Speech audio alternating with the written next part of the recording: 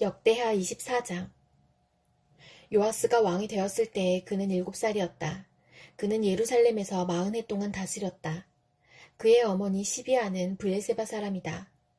여호야다 제사장이 살아있는 동안에는 요아스가 주님 보시기에 올바르게 다스렸다.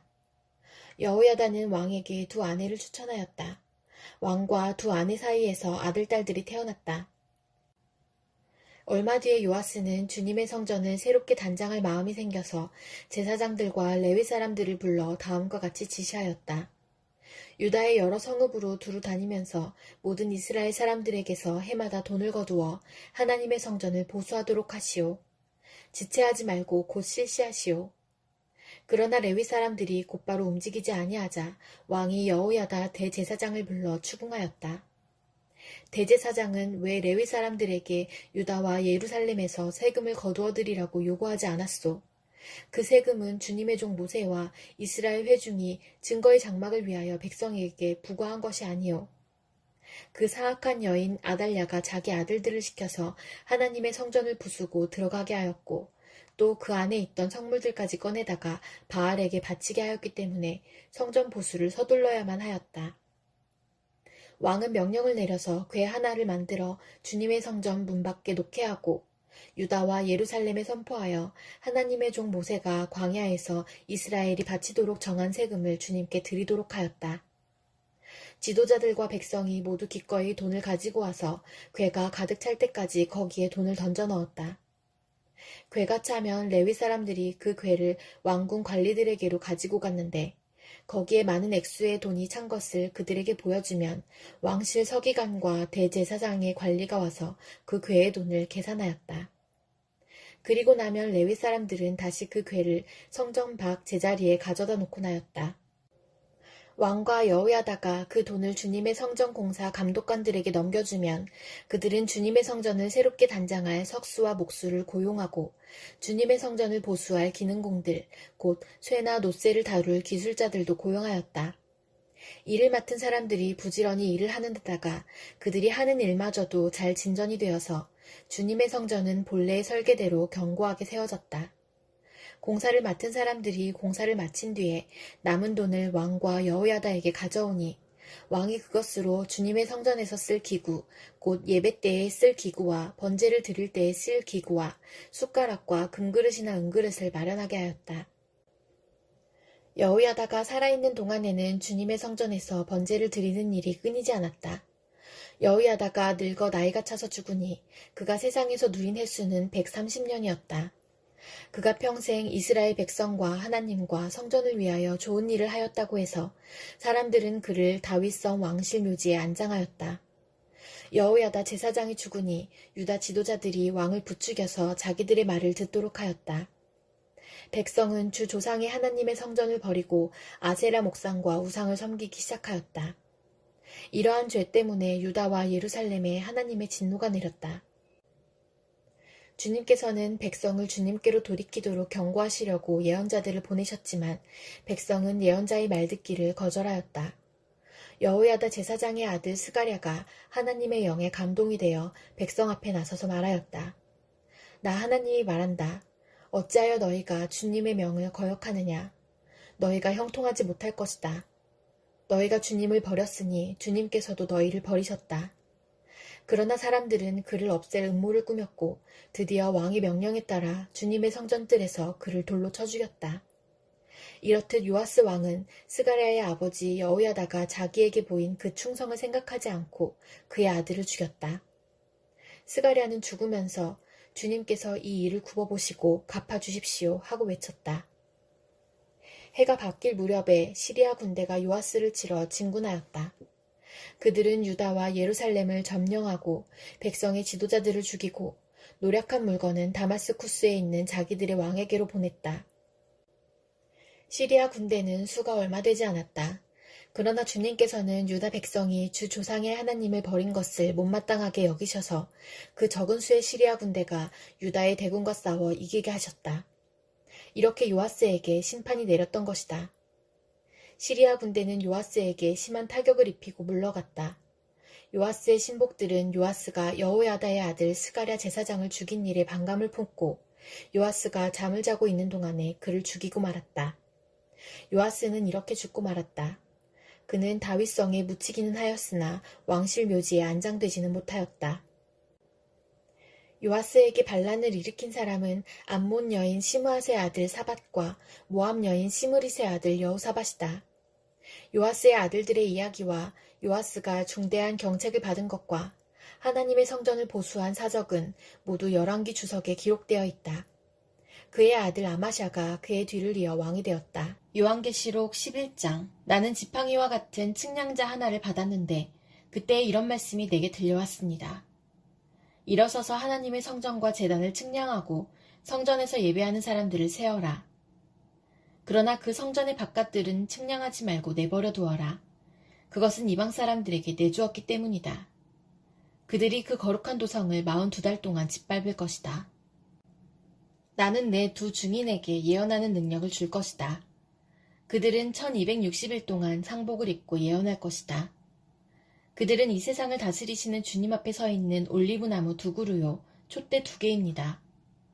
그들을 해하려고 하는 사람이 있으면 그들의 입에서 불이 나와서 그 원수들을 삼켜버릴 것입니다.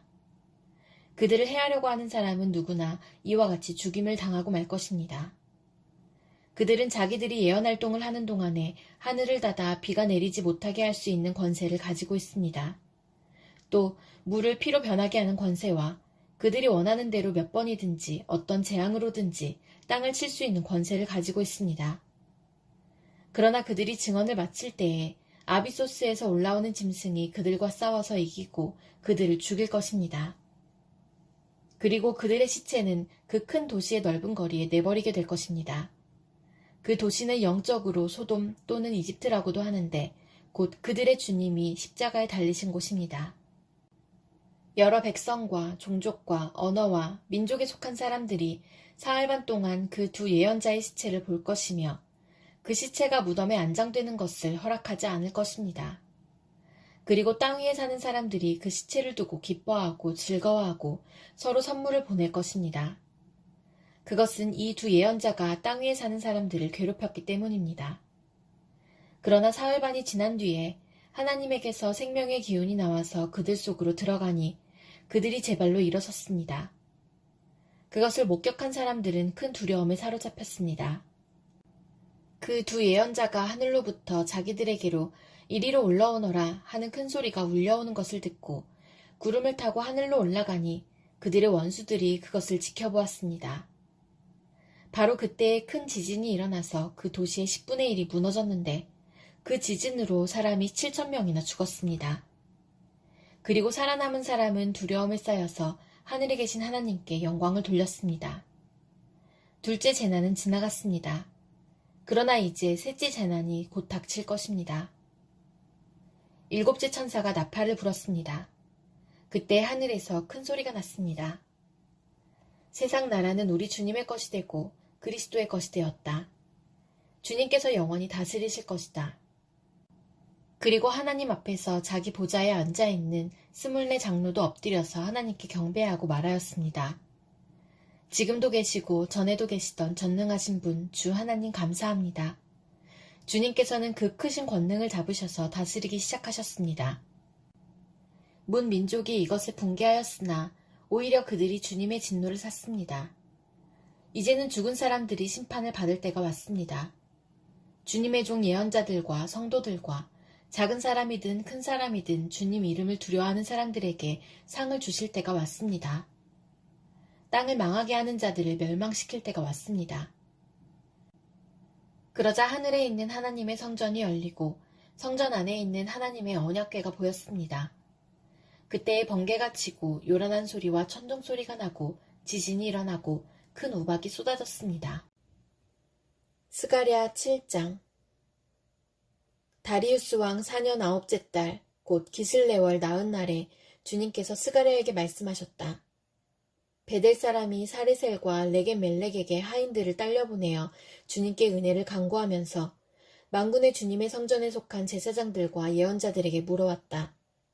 우리가 지난 여러 해 동안에 해온 그대로 5째 달에 애곡하면서 금식해야 합니까?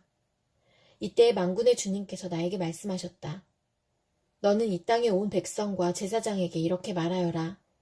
너희가 지난 70년 동안 다섯째 달과 일곱째 달에 금식하며 애국하긴 하였으나 너희가 진정 나를 생각하여서 금식한 적이 있느냐? 너희가 먹고 마실 때에도 너희 스스로 만족하려고 먹고 마신 것이 아니냐? 그때 예루살렘과 그 주위의 여러 성읍에는 거주하는 사람의 수가 불어나고 사람들이 마음을 놓고 살았다. 남쪽 네겝과 수블라 평원에도 사람의 수가 불어났다. 바로 이 무렵에 주님께서 이전 예언자들을 시키셔서 이 말씀을 선포하셨다. 주님께서 스가랴에게 말씀하셨다. 나 만군의 주가 이렇게 말한다. 너희는 공정한 재판을 하여라. 서로 관용과 자비를 베풀어라. 과부와 고아와 나그네와 가난한 사람을 억누르지 말고 동족끼리 해칠 생각을 하지 말아라. 주님께서 이렇게 말씀하셨으나 사람들은 듣지 않고 등을 돌려 거역하였다. 귀를 막고 들으려고도 하지 않았다. 사람들은 마음이 차돌처럼 굳어져서 만군의 주님께서 이전 예언자들에게 당신의 영을 부어 전하게 하신 율법과 말씀을 듣지 않았다. 그래서 만군의 주님께서 크게 노하셨다. 주님께서 부르셨으나 그들은 듣지 않았다. 그렇다. 이제는 그들이 부르짖어도 내가 결코 듣지 않겠다. 나 만군의 주가 말한다. 나는 그들이 알지도 못하는 모든 나라로 그들을 폭풍으로 날리듯 흩었고 그들이 떠난 땅은 아무도 오가는 사람이 없어서 폐허가 되고 말았다. 그들이 아름다운 이 땅을 거친 땅으로 만들었다. 요한복음 10장. 내가 진정으로 진정으로 너희에게 말한다. 양 우리에 들어갈 때에 문으로 들어가지 아니하고 다른 데로 넘어 들어가는 사람은 도둑이요 강도이다. 그러나 문으로 들어가는 사람은 양들의 목자이다. 문지기는 목자에게 문을 열어주고 양들은 그의 목소리를 알아듣는다. 그리고 목자는 자기 양들의 이름을 하나하나 불러서 이끌고 나간다. 자기 양들을 다 불러낸 다음에 그는 앞서서 가고 양들은 그를 따라간다. 양들이 목자의 목소리를 알고 있기 때문이다. 양들은 결코 낯선 사람을 따라가지 않을 것이고 그에게서 달아날 것이다. 그것은 양들이 낯선 사람의 목소리를 알지 못하기 때문이다. 예수께서 그들에게 이러한 비유를 말씀하셨으나 그들은 그가 무슨 뜻으로 그렇게 말씀하시는지를 깨닫지 못하였다. 예수께서 다시 말씀하셨다. 내가 진정으로 진정으로 너희에게 말한다. 나는 양이 드나드는 문이다. 나보다 먼저 온 사람은 다 도둑이고 강도이다. 그래서 양들이 그들의 말을 듣지 않았다. 나는 그 문이다. 누구든지 나를 통하여 들어오면 구원을 얻고 드나들면서 꼴을 얻을 것이다. 도둑은 다만 훔치고 죽이고 파괴하려고 오는 것뿐이다. 나는 양들이 생명을 얻고 또 더 넘치게 얻게 하려고 왔다. 나는 선한 목자이다. 선한 목자는 양들을 위하여 자기 목숨을 버린다. 삭구는 목자가 아니요 양들도 자기의 것이 아니므로 이리가 오는 것을 보면 양들을 버리고 달아난다. 그러면 이리가 양들을 물어가고 양떼를 흩어버린다. 그는 삭군이어서 양들을 생각하지 않기 때문이다. 나는 선한 목자이다. 나는 내 양들을 알고 내 양들은 나를 안다. 그것은 마치 아버지께서 나를 아시고 내가 아버지를 아는 것과 같다. 나는 양들을 위하여 내 목숨을 버린다. 나에게는 이 우리에 속하지 않은 다른 양들이 있다. 나는 그 양들도 이끌어와야 한다. 그들도 내 목소리를 들을 것이며 한 목자 아래에서 한 무리 양떼가 될 것이다. 아버지께서 나를 사랑하신다. 그것은 내가 목숨을 다시 얻으려고 내 목숨을 기꺼이 버리기 때문이다. 아무도 내게서 내 목숨을 빼앗아가지 못한다. 나는 스스로 원해서 내 목숨을 버린다. 나는 목숨을 버릴 권세도 있고 다시 얻을 권세도 있다. 이것은 내가 아버지께로부터 받은 명령이다. 이 말씀 때문에 유대 사람들 가운데 다시 분열이 일어났다. 그 가운데 많은 사람이 말하기를 그가 귀신이 들려서 미쳤는데 어찌하여 그의 말을 듣느냐 하고 또 다른 사람들은 말하기를 이 말은 귀신이 들린 사람의 말이 아니다. 귀신이 어떻게 눈먼 사람의 눈을 뜨게 할 수 있겠느냐 하였다. 예루살렘은 성전 봉헌절이 되었는데 때는 겨울이었다. 예수께서는 성전 경내에 있는 솔로몬 주랑을 거닐고 계셨다. 그때 유대 사람들은 예수를 둘러싸고 말하였다. 당신은 언제까지 우리의 마음을 졸이게 하시렵니까? 당신이 그리스도이면 그렇다고 분명하게 말하여 주십시오. 예수께서 그들에게 대답하셨다. 내가 너희에게 이미 말하였는데도 너희가 믿지 않는다. 내가 내 아버지의 이름으로 하는 그 일들이 곧 나를 증언해준다. 그런데 너희가 믿지 않는 것은 너희가 내 양이 아니기 때문이다. 내 양들은 내 목소리를 알아듣는다. 나는 내 양들을 알고 내 양들은 나를 따른다. 나는 그들에게 영생을 준다. 그들은 영원토록 멸망하지 아니할 것이요 또 아무도 그들을 내 손에서 빼앗아가지 못할 것이다. 그들을 나에게 주신 내 아버지는 만유보다도 더 크시다. 아무도 아버지의 손에서 그들을 빼앗아가지 못한다. 나와 아버지는 하나이다. 이때 유대 사람들이 다시 돌을 들어서 예수를 치려고 하였다. 예수께서 그들에게 말씀하셨다. 내가 아버지의 권능을 힘입어서 선한 일을 많이 하여 너희에게 보여주었는데 그 가운데서 어떤 일로 나를 돌로 치려고 하느냐? 유대 사람들이 대답하였다. 우리가 당신을 돌로 치려고 하는 것은 선한 일을 하였기 때문이 아니라 하나님을 모독하였기 때문이요. 당신은 사람이면서 자기를 하나님이라고 하였소. 예수께서 그들에게 말씀하셨다. 너희의 율법에 내가 너희를 신들이라고 하였다 하는 말이 기록되어 있지 않으냐. 하나님의 말씀을 받은 사람들을 하나님께서 신이라고 하셨다. 또 성경은 패하지 못한다. 그런데 아버지께서 거룩하게 하여 세상에 보내신 사람이 자기를 하나님의 아들이라고 한 말을 가지고 너희는 그가 하나님을 모독한다고 하느냐. 내가 내 아버지의 일을 하지 아니하거든 나를 믿지 말아라. 그러나 내가 그 일을 하고 있으면 나를 믿지는 아니할지라도 그 일은 믿어라. 그리하면 너희는 아버지께서 내 안에 계시고 또 내가 아버지 안에 있다는 것을 깨달아 알게 될 것이다. 그러므로 그들이 다시 예수를 잡으려고 하였으나 예수께서는 그들의 손을 벗어나서 피하셨다. 예수께서 다시 요단강 건너쪽 요한이 처음에 세례를 주던 곳으로 가서 거기에 머무르셨다. 많은 사람이 그에게로 왔다. 그들은 이렇게 말하였다.